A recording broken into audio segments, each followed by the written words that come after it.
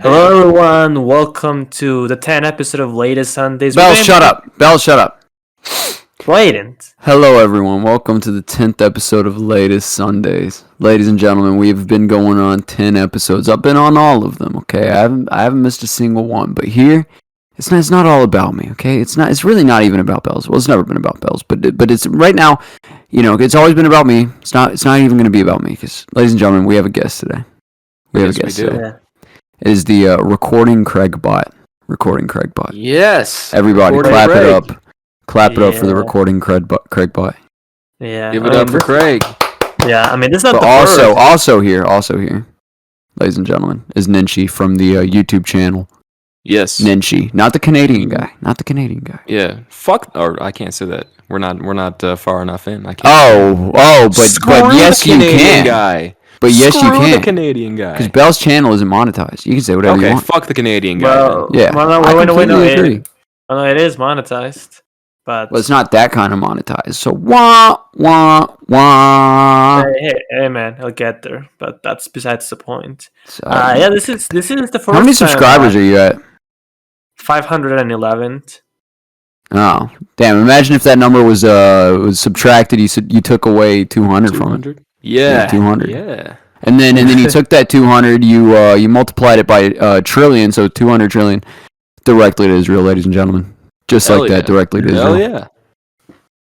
Hey, listen, I can do the inside jokes that I have on my streams here because we have Nenshi here. We have Nenshi. Yeah, here. that's the common link, I mean, after all, we're on our little channel awesome kind of thing. I don't know what the fuck you just said. We don't have a channel. What? Okay, anyways, Raw by Hopsin, ladies and gentlemen. So I feel Bells, I talk. 7. You listen, Bells. God gave you 2 ears and 1 mouth. It's because you're supposed to talk less than you listen. But you also have 2 ears and 1 mouth. Okay, but I'm white. So, without further ado, you can't argue really white. It is true. Anyways, without further ado, ladies and gentlemen, the reason we are doing Raw today, I feel like this is a topic for Nenshi to introduce, honestly, because it's I like the joke, but Nenshi he revitalized it. He rekindled the flame. This is a topic that's near and dear to my heart. So our good friend Tim the Fanboy Philosopher, he had a series. It was a very popular series called the Slim Shady Retrospective. Mm-hmm. It was about Eminem, his discography, his career, his little bit of his life here and there, his movies, his TV show. It really was like a documentary series. It really was. Through the lens of each album that he dropped, from Infinite to LP2. Revival. But that's a story for another time. It is. It even served as an influence. Yeah, no. But people started to wonder, what is this man, Tim the Fanboy Philosopher, what are his opinions on music? What are his favorite albums outside of the Eminem discography? And, he put together a list of sorts. A whole separate series about his top 13 favorite non-Eminem albums, and on this list, number 7 was a very it stood out among the rest because number 7 was the album known as Raw by Hopsin. Number 7 was Raw by Hopsin. It's so awesome hearing you say that in this context because it feels like everything's coming full circle. Like when Tim was like autistic and 19 years old, or however old he was whenever he did that. I don't know, he's like 50 now. But that's besides the point. Whenever Tim was like autistic and like 12 years old, whenever he made those top 13 non-Eminem albums, I don't think he ever predicted it going this far. Had he predicted it going this far, he never would have done it to begin with. But I digress. Here we are, ladies and gentlemen. We should let it be known that also on the list was a Hollywood Undead album. But somehow I think after us listening to Raw by Hopsin, I think we can all agree that this is a more egregious placement. And that was a number 2 or 3. Fucking Swan Songs by Hollywood Undead. I think this is worse. I think this is more. Yeah. Which recently had a 16th year anniversary, by the way. Just wanted to say. Oh, Hollywood Undead had a 16th anniversary. No, the Swan Songs did. Yeah. No, yeah, that's what I'm talking about. The album.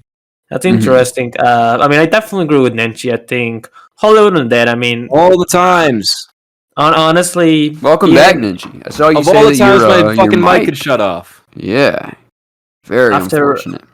After all, we've talked about Hollywood Undead outside of the server, outside of the channel, because this is the first time we read up Hollywood Undead on the Bell's Basement.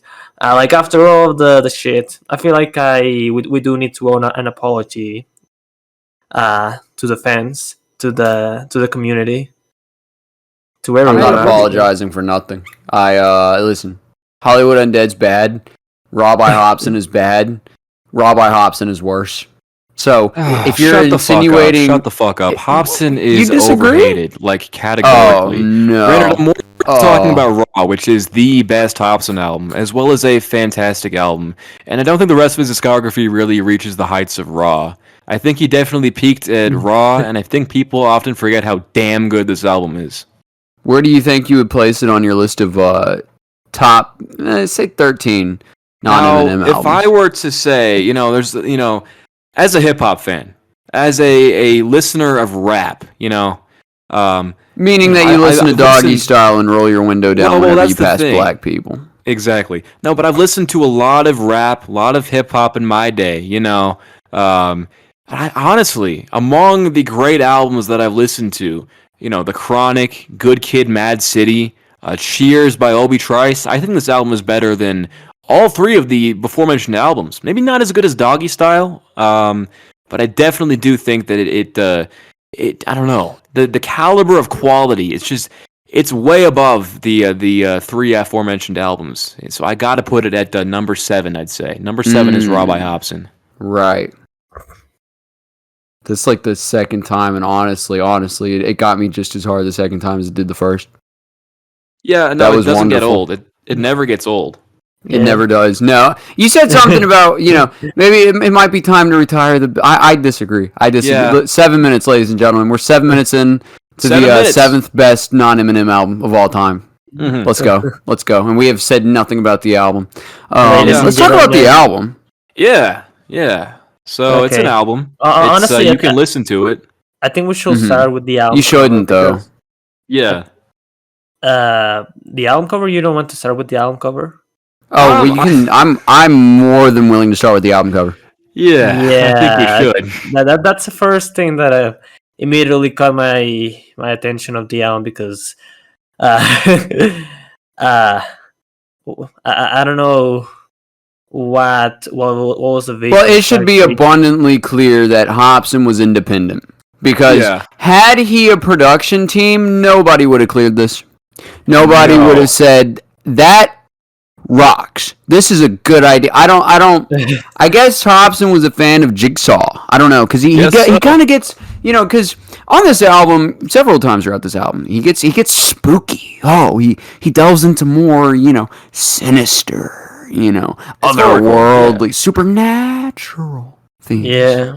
So I think what he's going for is he feels like a little puppet on a tricycle, because I really when I think of something that's scary, I think of the little puppet guy that rides a tricycle. I think it's really spooky. It's pretty far out there. Single thing that's scarier, honestly. Honestly, this album cover, the first time I ever saw it, nightmares.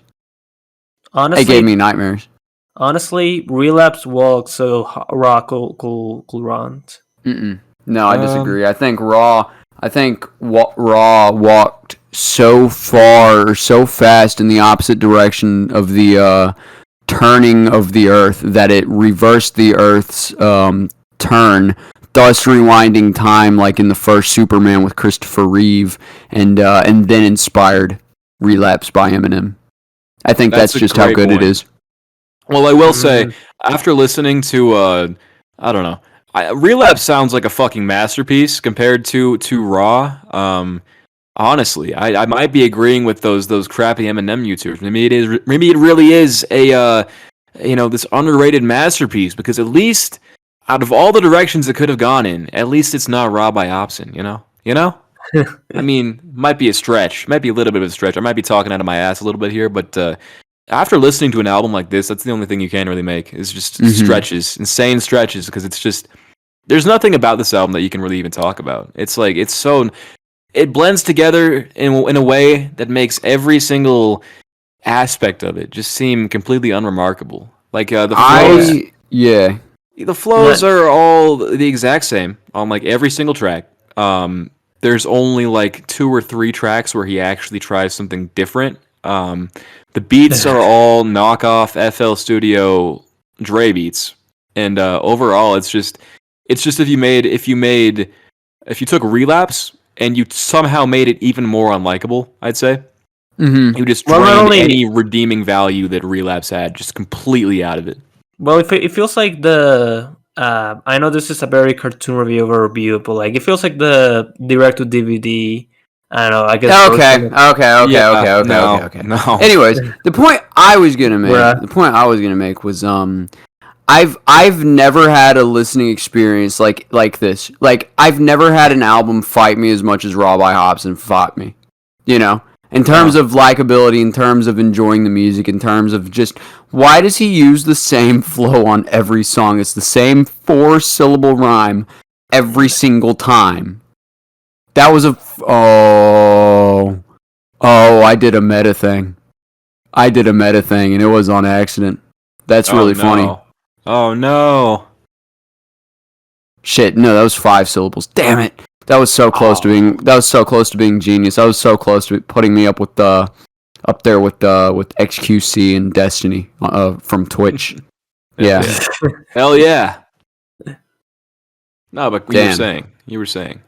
No, I don't know. Like, it's just, I wish I had more to say about it because I feel like, you know, I did listen to it, you know, because we all listened to it together. So you guys know that I listened to this because we were reacting to the same shit.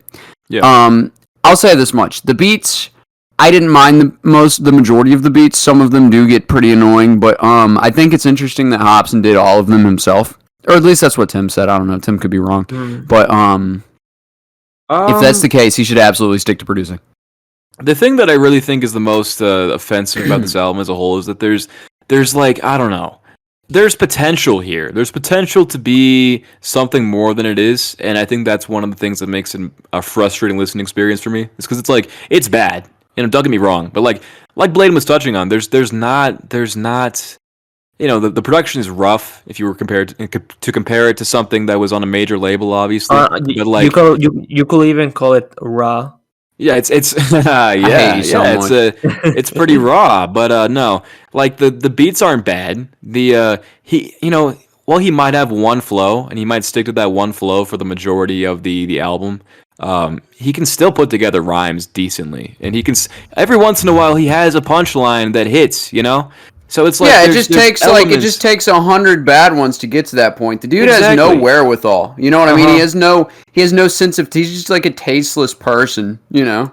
Yeah. Well, his taste is Eminem. That's the thing. Is that when you look at Eminem's style, and this very much does ape early Eminem. And I will say that to its credit, out of all the copycat Eminems that have been, you know, inundating us for the last 20 fucking years, this guy is probably one of the better ones, and that doesn't say a whole lot because they're almost all bad.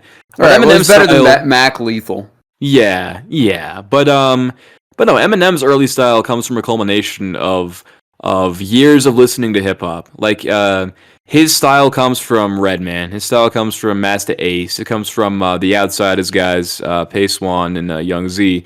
But Hopsin's style comes just from Eminem. It comes from one influence and one influence only, and that shows so heavily on this entire project. It's just there's songs on here that you could tell, like what was the one that I thought was a lot like Superman, and evidently Tim did too, because I listened to his review and he compares the exact same song to Superman. But like, I'm not introducing you as the name.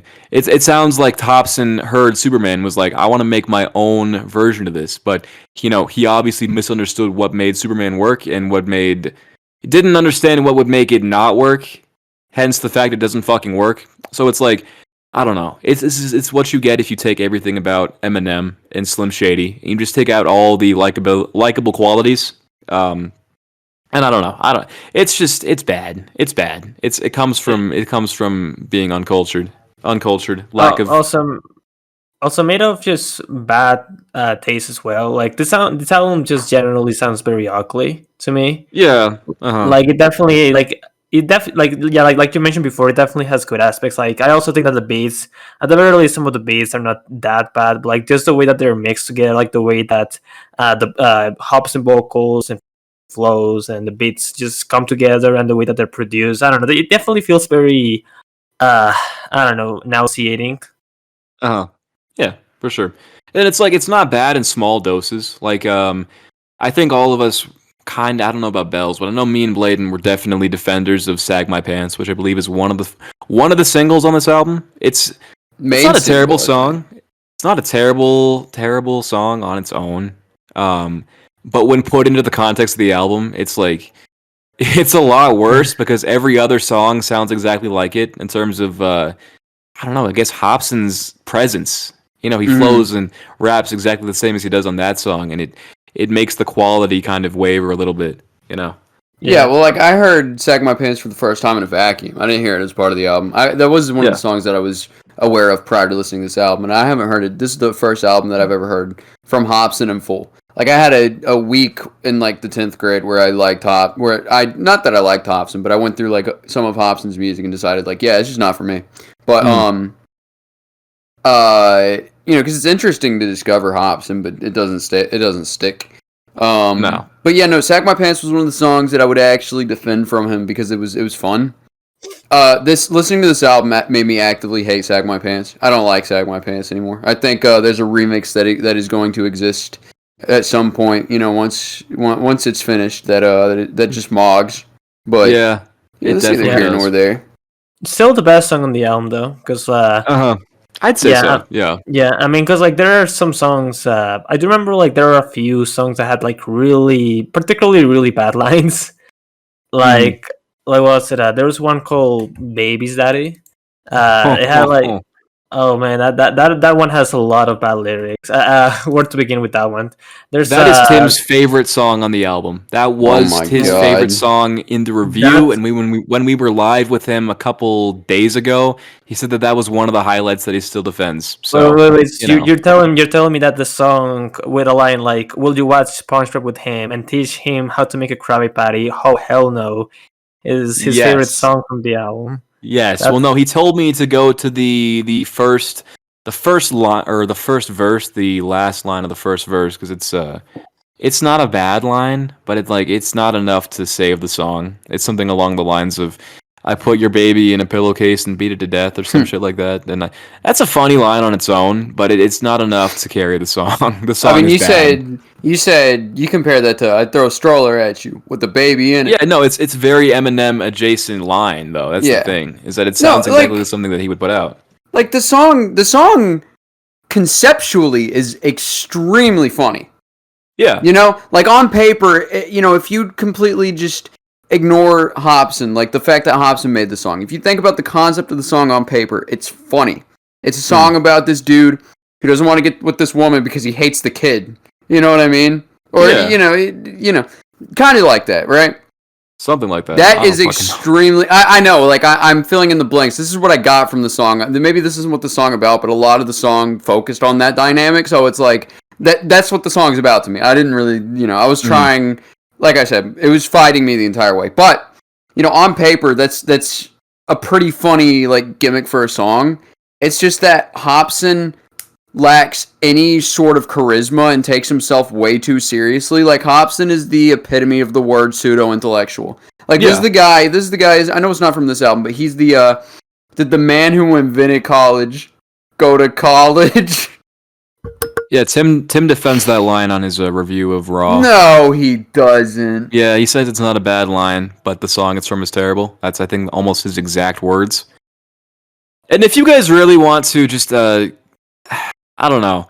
See, I would not be going this hard on Tim if a couple months ago in his not bad movie review podcast, if in his Conscious Hip Hop Takedown podcast he didn't say about halfway through it that this is a better album than To Pimp a Butterfly. His actual words. No, that's just contrarian to be contrarian. Like, I know, but still, the fact you can criticize that because obviously it's a retarded take. But It's 100%, you know. Even Howard will disagree with that. Yeah, he was like, okay, dude. But like the fact that he has these two in any sort of comparison in his mind is just brain damage, honestly. Mm-hmm. Like I don't care how disaffected you are with Kendrick Lamar. This is not they don't even in the same conversation. They don't even sound similar at all. Like to Pimp a Butterfly not only has like a main story, like within the album, but like that has jazz influences. It definitely has a more singular identity compared to this. Like on the basis of production alone, you can't say that. No, not at all. And even if it was like the philosophy that bothers you, it's like, or like the philosophy of T-Pab, it's like I don't understand how, like, because Kendrick could be advocating for like white people to be burned at the stake and hung from the rafters, white people hung from the rafters, and I would still I would much rather listen to that than Raw, because at least that's funny. The worst song on T-Pab is better than the best song on Raw. I'd say that. No. Okay. Mortal Man is worse than anything on Raw, I think. Wait. I don't even remember that song. Well, you think when shit hits the fan, is he still a fan? Wait, no. I thought we were referring to Hood Politics. Like that's to me in mind the worst song on T-Pop. Is it the? I'll phrase it like this. I would rather listen to that than listen to any given song on Raw, because I don't know. Even the quote unquote good songs on Raw, I just, after hearing the entire album, just completely lost their charm for me. Like Sag My Pants. Like I said earlier, there's nothing there. I don't even think there is a song on this album besides that I would say holds any kind of quality for me. Same. I can't think so. But I do want to go back to this point because I think it's funny. Look, Mortal Man is I think Mortal Man as a song is more flawed than anything on this album, because it's like, if we're talking about pseudo intellectualism, Kendrick mogs Hopsin in every conceivable way on the song Mortal Man. If not alone for the line where he says that because Michael Jackson gave us Billie Jean, he couldn't have diddled the kids, which I think that Michael Jackson's innocent, but like, come on. That fella gave us Billie Jean. You said he touched those kids! That means nothing. That means nothing. That's first of all. Second of all, like, the most pseudo-intellectual part of anything, like the most pseudo-intellectual part of all of hip-hop is Kendrick chopping up an old Tupac interview that no one remembered to agree with him politically. At the very least, that's like, you can pick that apart and you can laugh at that. Yeah, it's interestingly flawed. Does not have that luxury. It's funnily flawed. Yeah. Raw's not funny. Raw has like I shit on fellas, that's why I rap with a diaper on. Like, that's funny, but like... Yeah. And there are some lines that go so above and beyond in terms of absurdity that it's like, it's fun to talk about, but those moments are few and far between, because, like I said, the album fights you actively, because Hopsin is such an unlikable presence. He's so devoid of any charisma. It's insane. It's basically if you took Slim Shady, sucked out all the good parts, every good thing, only just the bad parts of Slim Shady, and then exacerbated that, and then you multiplied that by 10. That's who Hopsin is. Completely unlikable. Yeah, I'd agree. During the listening party, I referred to him as straight edge Slim Shady, because there's multiple points on this album where he just starts preaching to you as if he's your dad or something, and I found that so like unlikable. It really is if you just distilled all of the negative elements. Not even that. If you took all the negative elements of Slim Shady and you added like an innate sense of preachiness to it, like, yes, nobody listens to hip hop in general to hear a message like that. Like, fucking, we want to listen to Slim Shady because he talks about fucking, getting high and popping pills and killing his fucking mom. We don't want to hear him preach to me. Yeah, he's funny, but he's preaching on the same album where he's going blood. yeah. Dude, that song was so funny. Because I started to ask, do y'all remember a single hook on this album aside from "Sag My Pants"? And there's one where I know he says, "I'm not introducing you to mama" or something, but I don't remember how he says it because, like I said, devoid of charisma. But I do remember now the blood. Oh, it's so funny. It's so funny. The hooks on this thing, they range from passable, like on Sag My Pants. There's another one that I thought was all right. Well, let me see. Let me look at my CD. Number 7. Number 7. Go ahead and tell everyone. Huh? Number 7 on this album is "I Am Raw," the self-titled song on the title track on this album is number 7. If this doesn't prove that God is real. Yeah, but no, I thought the hook was passable on that, but like there's a lot of hooks on here, like on track 3, "You Are My Enemy," that they sound like 2000s radio rock almost. It's like I don't know what he's going for. Honestly, I remember that now. I'm not your buddy. Yeah. I'm not your pal.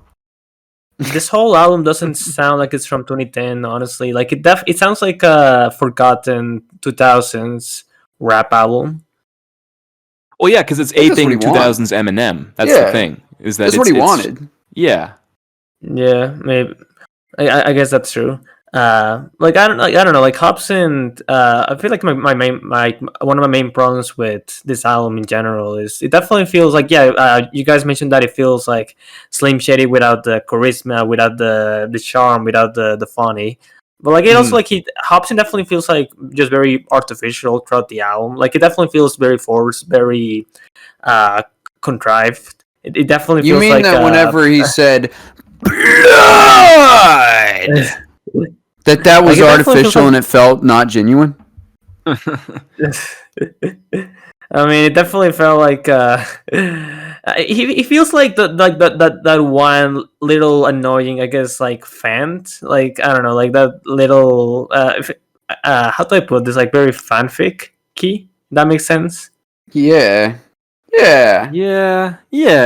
fan like fiction, he wanted Slim Shady. Because I was talking on stream with Blaiden here and Tim about why the fuck this guy had like an audience or any kind of appeal whatsoever. And the point I brought up was is that, you know, this was 2010. Eminem was well into his recovery era. He was very much crossing over into pop radio. And obviously there's going to be a large section of his audience, his fan base, who didn't really vibe with that because he was known for, you know, raw... no pun intended, raw, out there, offensive, edgy tracks. So to hear him teaming up with the likes of Pink and Rihanna and all them, you know, probably turned a lot of people off. So to fill the void, I assume a lot of people turned to Hopsin because he had songs like "Sag My Pants," which sounds, you know, just like a Marshall Mathers LP type song, you know? Yeah, he's dissing people, he's bringing out the crazy lines. So I guess I can kind of see where the appeal would be. But then I listen to the rest of the album and I just don't see it. Because I don't see how somebody can listen to a track like Nocturnal Rainbows was the lead single apparently on this album. It's what the fuck was he going for on that? Like the first half of the song. Lead single? Yeah, apparently it was, according to Wikipedia. It was the first single on the album, and it's why? That's the one where he's talking about the Illuminati and he's dissing Obama. Mm-hmm. Oh yeah, no, I don't know what the fuck he was even going for because he only half commits to the whole Slim Shady thing. The other half is just him preaching his own insufferable morals. You know, It does not come off as a wholehearted effort, and it kind of goes back to me seeing the inklings of potential he had, because he's obviously capable of coming up with, of doing an impression of Slim Shady at the very least, even if it is very derivative of that era of Eminem. He can still pull it off at certain points, he just doesn't fully commit to it, and I think that's really where this album is dragged down. Like, if it was more like Sag My Pants and less like Nocturnal Rainbows, I think I could get down with that a little bit more, but I can't because it's not like that. Yeah. Well, I mean, Diet Coke is reminiscent of regular Coke, you know, but it's not the same, and when you drink it, it doesn't taste the same at all, but it's kind of reminiscent of it. Yeah. It's similar. But it also doesn't have a whole lot of extra, I mean, I guess, you know, you could argue that it does, but it also doesn't have, like, I don't know, like what's a good analogy here? It doesn't add a whole bunch of other shit that, you know, you would have no interest in. I don't have a clever way to put that into words, but I can't imagine a Slim Shady LP or Marshall Mathers LP fan getting into a track like Heather Nicole, which is the track where he's apologizing for beating his girlfriend. Yeah. And he makes it more about himself. He makes it more about himself and how it affected him. I'm glad you brought that up because I didn't remember that. Yeah, that's bad. Yeah. Jesus Christ. It's right next to the song. It's right next to the song where it's the concept is it's a horrorcore track about him killing Tamika Wright, aka the owner of Ruthless Records, who he had beef with. Awesome. So awesome. Yeah, no, this album's 0 out of 10. Yeah, no, it's bad. easily. There's nothing redeeming about it. Honestly, the one thing that I liked from it was Sag My Pants, and honestly, that's ruined. It's ruined. Like I with the advent of this updated version of Sag My Pants. Yeah. I think it's rendered obsolete. Yeah. Also, doesn't help that this album is really long, as well. It has like 16 tracks, and I feel like by halfway through, I thought we were already by the end. Yeah, it's like an hour and 8 minutes. It's funny because like a lot of Eminem albums are longer, yet they feel shorter than compared to this. Because there's like a difference in sound, in like tone in Eminem albums. Like, yeah, maybe with the exception of Relapse, which is I'd say it's very samey sounding. Like the Marshall Mathers LP, there's like, and I guess it also helps that Eminem could convey emotion to song, something that Hopsin cannot do. Like when he's talking about his ex-girlfriend and how he's so sorry that he beat her and how badly it affected him. I don't feel like he's being genuine because he's coming off the exact same as he comes across on Sag My Pants, Well, yeah, because those Eminem albums have also like, they just generally have good sequencing of songs. Like most of his albums, like even Encore, has specific sections that are memorable. Not even because of like the content of the songs, but like the way that they follow each other. Like I don't know, it definitely feels like a more fully realized project. Does that make sense? Well, also, Eminem's just really good at making you give a shit. Like he's just really good at making you care about what he's saying. Mm-hmm. Yeah. There's also like a progression there, whereas Hopsin Raw is literally just the exact same song over and over again with the exact same flow, the same kind of beat, the same kind of subject matter. It's like it all blends together so well. It does not feel. It feels like a slog to get through. Mm-hmm. Absolutely, absolutely. Yeah, this album's bad. It's really bad. Yeah. I don't think I have much more to say about it, honestly. Yeah. I think I've got so much to say, but I don't want to make this all about me, Go off, Queen. I mean, where to start? I mean, there's track 6, I Can't Decide, which it's supposed to be Hopsin's social commentary song where he puts on his best impression of a black person, which in case you didn't know, there's very little, if anything, that's street or hood about Hopsin. He was a child actor. He was on Malcolm in the Middle and That's So Raven. So hearing him talk about the hood, and being as some might put it, some fanboy philosophers might put it, a good kid in a mad city. Hearing Hopsin try to talk like that is just humorous. But that's not all. The hook on this song sounds like El Hugany, who is best known for his breakout hit Story of Undertale. It's like indistinguishably the same like voice he's putting on with the exact same like shitty auto tune. It's kind of scary, honestly. No, dude, because you remember a surprising amount of this. I don't remember anything, but everything that you mention, I'm remembering now. Yeah, that one's bad. We shouldn't have listened or waited so long in between listening and recording this, maybe. But no. I would have the same amount to say, and that's very little. I got you. Honestly, I'm just after listening to this, I'm just glad that the first Hopsin song that I've heard was Happy Ending. Because like I probably last Hopsin song I heard. Honestly, people hate it. Obviously, like it's obviously like an infamously bad song, but I probably preferred that over I don't know, probably every song on this album. I guess maybe. I guess "Sack My Pants" like probably is better, but I don't know. I mean, much like Blaiden was touching on with Mortal Man versus the majority of this album, Happy Endings is like funny, or not funny, but it's bad in a funny way. Whereas Raw is just, it's so fucking boring, you know? Well, like yeah, there's elements here and there. No, go on. Because like nobody makes a song like Happy Ending. Like it's singular in in how funny it is. It's a rap song bragging about paying for pussy. Yeah, no, nobody makes a song about that. But yeah, no, it's there's just so little here. There's so little here. Okay, Blaiden's dipping for 5. No, but I think one of the biggest elements of this that just really exemplifies how much Hopsin is just a negative presence on this entire album. Quite literally, I'd say. It's just like his disses are so unnecessary and juvenile. Like on "Sag My Pants," which is one of the highlights on the album. He's going at like Lupe Fiasco and Lil Wayne, and like why?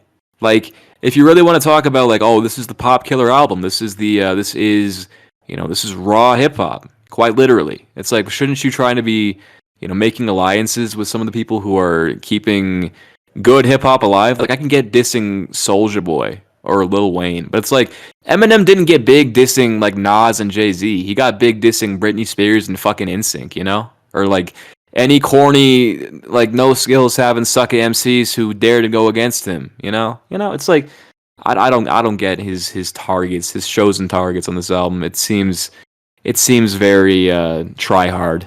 It seems like a kid begging for attention, which evidently he got with this album and the single.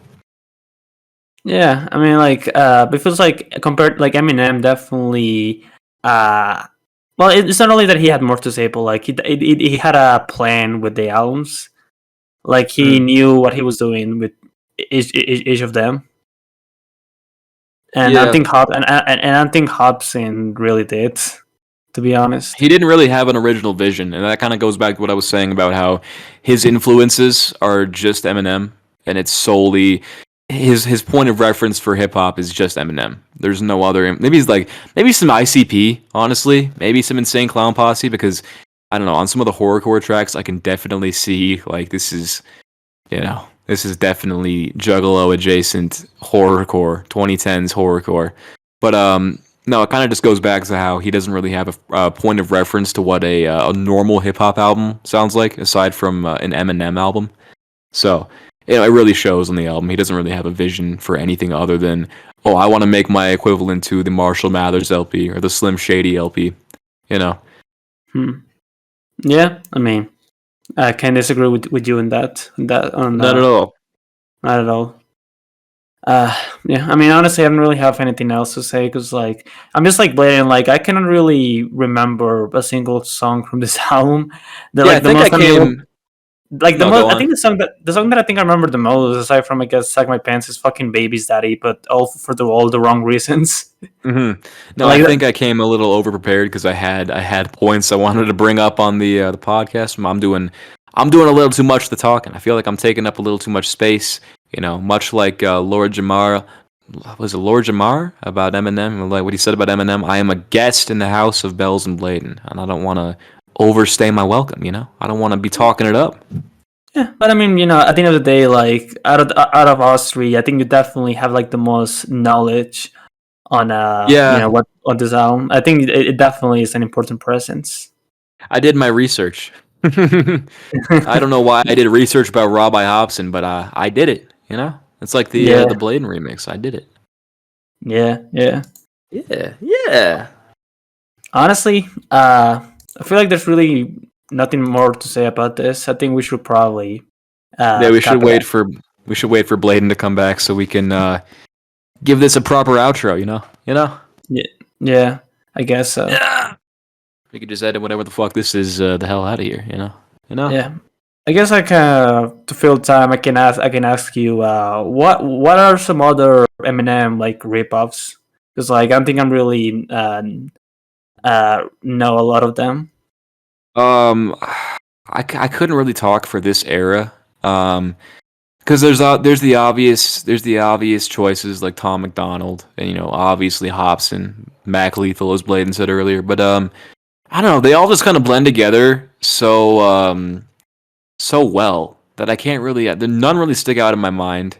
The way Hopsin does, because Hopsin, well, this is a boring album. He went about his career just being, like I said earlier, he's like a kid begging for attention, and his career just kind of it kind of demands that from you. So I don't really think there was any way that he could go under the radar, dropping songs like Happy Ending, which by itself as a song is crazy, but with the music video too, it's like okay, what the fuck was he thinking? But I can't really think of any other noteworthy Eminem ripoffs, whether past or present, because they honestly just, I don't know. Most of them are boring. Most of them don't pull off the pseudo Slim Shady persona that Hopsin does, really even on this album, But I guess to answer your question, Matthew the Artist, that's the one that I think of the most. Matthew the Artist, he's the biggest Eminem ripoff currently facing music as a whole. So Yeah, I mean, he's definitely better. No shit, but like he definitely is much better than all of the other ripoffs.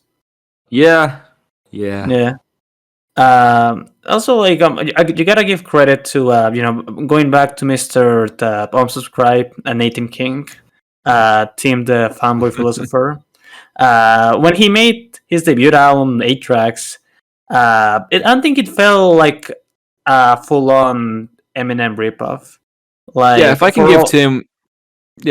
give Tim one thing, is that when he started making music, he didn't go the Hopsin route, surprisingly, and he made music that, while it might not be great, it's still representative of himself, and I don't know, it does still come from a place of being an Eminem fan, much like Hopsin, but I feel like he at least had the wherewithal to not just wholesale rip off Eminem like Hopsin did here. So I guess if I can give him a little bit of credit. Yeah, like Eminem is definitely not the only influence. Like there's also like a lot of rap rock influence. Yeah, I guess a lot of just rap rock influence in general. But I feel like that's the thing. Is like I think like the reason why I don't dislike 8 tracks is because a lot of the things that Tim takes from those albums, like usually very bad aspects, I think he kind of turns them around into something. Dare I even say a little charming, a little bit with appeal. I don't know. No, I disagree. Because take for example Party Foul, which he himself admitted was him trying to do a Hollywood Undead song. It's just if you made a Hollywood Undead song, but the creator, the rapper, the vocalist was a nerdy white guy who didn't have the luxury of having a I don't know if you'd call Hollywood Undead mysterious, but like an image that even if not really cool to us, is cool to somebody. I don't think Tim's image is cool to really anybody. I don't think he can really pull off a Hollywood Undead song. Yeah, I mean, I don't know. Like, I guess what I was thinking is the song "God Shit" from again 8 tracks. Like, I feel like that is a song that takes things that will usually work really bad in a song, but like he definitely manages to turn them around into something that I think is generally really fun. Well, that's because of Solemn Days. It's not really because of Tim, No, but like honestly, even outside of Solemn Days, like, wait, did he also produce the album, or was he just his verse? I think it was just his verse. I have no fucking clue who produced that beat, but yeah, but like I like the beat. Like again, it's definitely it feels like there's I feel like the beat feels just generally just very genuine and definitely of a place of trying to make something fun, and I think he succeeded at it. Yeah, I feel like that argument would be a little stronger though if he actually produced anything that he put out, which he, as of right now, does not. And he should never. Yeah, it would be bad. Hi, Blaiden. Hi. I had to spray paint the toilet bowl because I ate bad Mexican food. Oh, nice. Yeah. Nice. Oh, we were just talking about how Matthew the Artist is the most egregious Eminem ripoff there is. Oh. Do you agree? Look, I like Matt's music. I don't like it whenever he's ripping off Eminem. That's whenever it's at its worst. Yeah, I mean, I don't know. His newest album doesn't. I mean, I don't really like his newest album, but like, I don't think there's really a lot of Eminem influence. Now that I think about it, It's he can wean off of it from time to time, but sometimes it comes back full force, and usually whenever he's with the Yayo guys, which I promised him I wouldn't make fun of, but this is just true. You know what's awesome? Is I didn't make any promises to Matt. I didn't make a single one. That I can say that is whatever true. I want. I'm the most powerful man on planet Earth. No, I'm not gonna be a bad friend to Matt. You should. Matt is he's a funny young boy. This was all I'm not Josh and Matt. I was just making up a little bit to fill time. I guess this is a question that we can ask you too, Blaiden. Bells was asking me if there's any other particularly noteworthy Eminem ripoffs in the same vein, or in a similar vein at least, as Hopsin here. There's Swizz on this album. Oh God, Swizz. That's he outshines Hopsin as being very easily the worst rapper I've ever heard in my entire life. Yeah, that includes during the listening party, I said that his voice is better suited for brony raps. Yeah, I mean, it's insane how awful he is. Like, because he has like some skill, like some technical skill, but I feel like even the rappers who like Kevin Bowe, you know what I mean? Like, obviously he has less skill, but I don't know. Like, something about Swizz just makes him like the worst rapper of all time, and I'm very glad he never had a career from what it seems. I genuinely hope his children starve. There aren't too many people who I wish this upon, but it's like, Jesus Christ, man, what an atrocity it was making me listen to this guy's voice. And who the fuck even was the other guy? Fucking Cryptic Wisdom.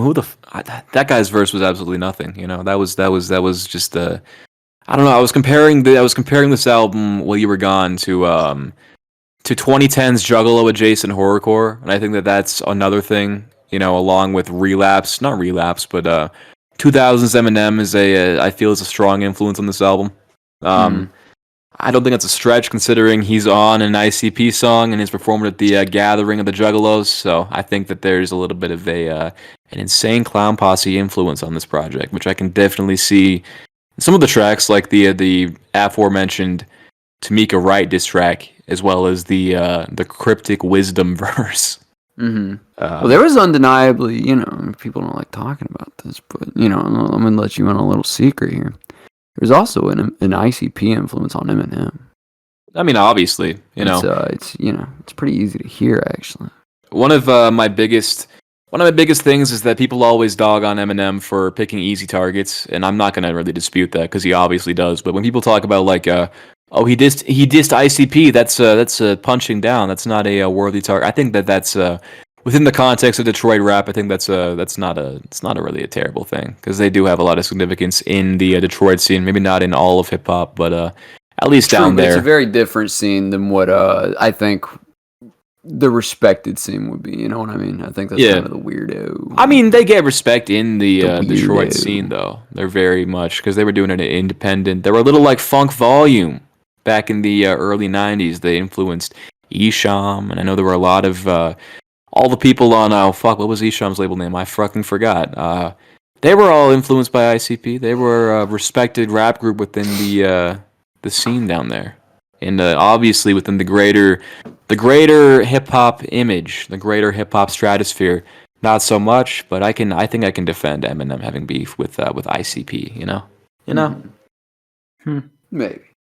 But I can't defend Hopsin having beef with fucking Lupe Fiasco and Kendrick Lamar. I think that's kind of stupid. I think that's like one of the worst. It's simultaneously one of the worst things and one of the best things he did for his career, because on one hand it got eyes on him, but on the other hand, it burnt every bridge he could have made, because he went at rappers for literally no fucking reason whatsoever in a very juvenile fashion. Yeah, no, because that's one thing that separates. And Hopsin even says that this is something that he regrets if he could do anything over. He said that's what he would redo. But in terms of being edgy, there's definitely the fact that Eminem, while more genuinely edgy, like in terms of calling people out, he played it a lot more safe. He was safe edgy in that regard, because it's like Britney Spears. Well, Britney Spears didn't get any respect in hip hop circles. He was dissing Britney Spears and Christina Aguilera, not Jay-Z and Nas, or I guess in Hopsin's case, his contemporaries, I guess, would be Kendrick and Lupe Fiasco, who all of the above I would rather listen to more than Hopsin. Even though even if Kendrick, like I said, Kendrick can really really strike that pseudo intellectualism, but Eminem, not even in a way where it's like I'm mimicking like the thoughts and opinions from that conscious hip hop takedown episode. It's just that there are some like things where whether you agree with the message or not, it does come off as pseudo intellectual. I think. Yeah, like the biggest issue I have with Kendrick is that so many people will gas him up and treat him like this amazing genius artist, but really, I feel like he's not really as smart as people think he is or say he is. I think and he buys it too. Like that's the thing. This dude has an insane ego. Like whenever like the Roe v. Wade thing happened, holy shit, dude. Whenever the Roe v. Wade happened, he dressed up like Jesus Christ. First of all, bought $3 million crown of thorns. Put it on his head. He said, with fake blood dripping down the crown of thorns, on the verge of tears, going, "They judge you, they judge Christ. God speak for human rights." And then in the middle of that, he starts. In the middle of that, whether it was fake or it was real, I don't know. But it's the whole like he acted like he got way too emotional, like he was about to start crying. Put the mic down, when threw his head to the side and was just like, "Ah!" And then walks off stage, just like poutily shuffles his feet and stomps off stage. It's like, oh my god, this is the guy. This is your guy. Come get your guy. Jesus Christ. I was gonna say a little bit before that the difference between Eminem and Hopsin is that Eminem knows who to hate and when it really does matter, while Hopsin is just making everything like a competition, like just trying to one up like the best rappers when he clearly is just very behind on that. Eminem, on the other hand, when he had something to say, when he hated other artists, it was for like an actual reason. Mm-hmm. No, because I touched on this earlier, but if Hopsin really thinks that Raw was going to be the pop killer, the real hip hop, the raw, literally the raw hip hop that he thinks it was, maybe you shouldn't have burned bridges with the people who were, showing any modicum of skill within mainstream hip hop. Just a thought, man. Well, who was the one mainstream rapper he never dissed? Eminem. Exactly. Eminem. Exactly. Because that's the only rapper that he had heard. Mm-hmm. That's the only rapper he took influence from. It would stand to reason. It would stand to reason. Maybe a little something to that, But yeah, this album's bad. There's no redeeming qualities. I mean, there is, but you got to really look hard for them. Mm-hmm. Yeah, I mean, it is really, really bad. I'll give it a 1. I don't think it's the worst album I've ever heard, but it's definitely down there. I'll give it a 7 out of 100. I guess I'll give it. Yeah. You had me going there for a second. I'm not gonna lie. You had me in the first half. Not gonna lie. Ah, nice. Yeah. No, but I guess if I were to give it an unironic rating, I guess I'll give it a 1. It's not good. Not a fan. I'm sticking by my 7 out of 100. I think that's an appropriate rating for it. Mm-hmm. Yeah, that's too generous in my opinion. But yeah, sure. Blaiden will give it a 0 out of 10. Yeah, straight 0. It's probably like the worst album I've ever. Well, the Chris Brown, but yeah, I mean that's okay. Blaiden, I'll throw you a bone. 7 out of 1,000,000. There you go. 7. How about 7 out of 20 trillion? Yeah, 7 out of 20 trillion directly to Israel. Directly to Israel. Directly to the Illuminati that Hopsin so vehemently hates. I think Hopsin should make an Israel diss track. I think that would really bring a lot of credibility to the cause. I wonder what he thinks about Israel versus Ukraine. I wonder if we could interview him. No, Israel versus Ukraine. Am I high? I mean, we can ask him about that too. You know, theoretically, we can ask him a hypothetical. What if, hypothetically, for the sake of the argument, if Ukraine and Israel fought, who would win, Mr. Marcus Hopsin? Yeah. You know, he got placed in special education classes, right? That's on his Wikipedia page. I knew that before you told me that on his Wikipedia page. Like, really? It's not that I read that on his Wikipedia page, not that I ever heard that anywhere else. It's just like, I mean, come on. Yeah. Well, I just think it's funny that it's there. It's there on like one of the first paragraphs on his Wikipedia page. It's so awesome. It's awesome. It's like we can tell. It's just confirmation. Yeah. That boy, he ain't right. I think he has a song with NF and he has a song with Bizarre. I mean, so that should tell you everything. He has a whole album with Bizarre. Apparently he does.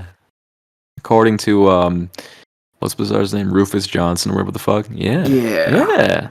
No, all right. I need to, Bells, I know that we have to record the Bad Movie podcast, and I'm willing to do that, but can you give me like 30 minutes to lay down because my stomach is not happy at me.